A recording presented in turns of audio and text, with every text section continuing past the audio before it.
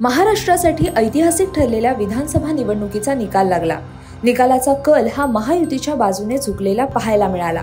विधानसभा निवडणुकीच्या निकालात विजयी आणि पराभूत झालेल्यांची नावे पाहून बऱ्यापैकी सर्वच पक्षातील उमेदवारांच्या भुवया उंचावल्यात। निकालामध्ये राजकारणातले अनुभवी व्यक्तिमत्व तर काही दिग्गज नेत्यांचा देखील पराभव झालाय। तासगाव कवठे महाकाळ विधानसभा मतदारसंघातून सर्वात कमी वयाचा आमदार ठरलाय।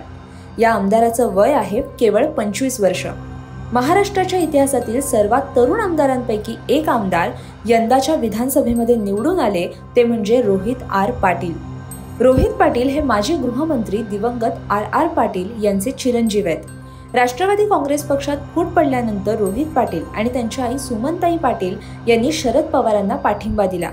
तासगाव मतदारसंघात 1990 पासून पाटील यांच्या कुटुंबाचं वर्चस्व आहे। आर पाटील यांच्या निधनानंतर त्यांची पत्नी सुमनताई पाटील 2014च्या पोटनिवडणुकीत आणि 2019च्या निवडणुकीत जिंकल्या होत्या।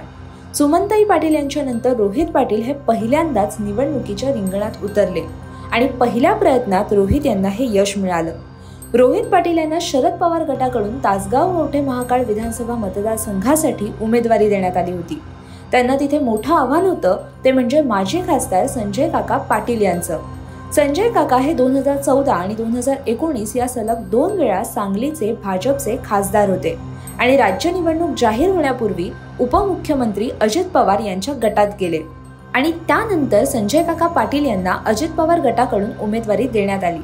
मात्र रोहित पवारांनी संजय काका यांचा तब्बल 27,644 मतांनी पराभव केलाय। रोहित पाटील शरद पवार यांच्या फार जवळचे आणि लाडके आहेत।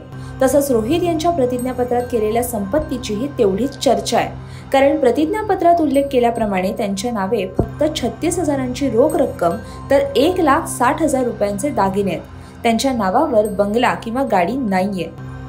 रोहित पाटील यांच्याकडे एकूण 28,42,000 रुपयांची मालमत्ता आणि 86,80,000 रुपयांची अचल मालमत्ता आहे। अशाच माहितीपूर्ण व्हिडिओसाठी आणि बातम्यांच्या अपडेटसाठी माय महानगर लाईव्हला नक्की सबस्क्राईब करा।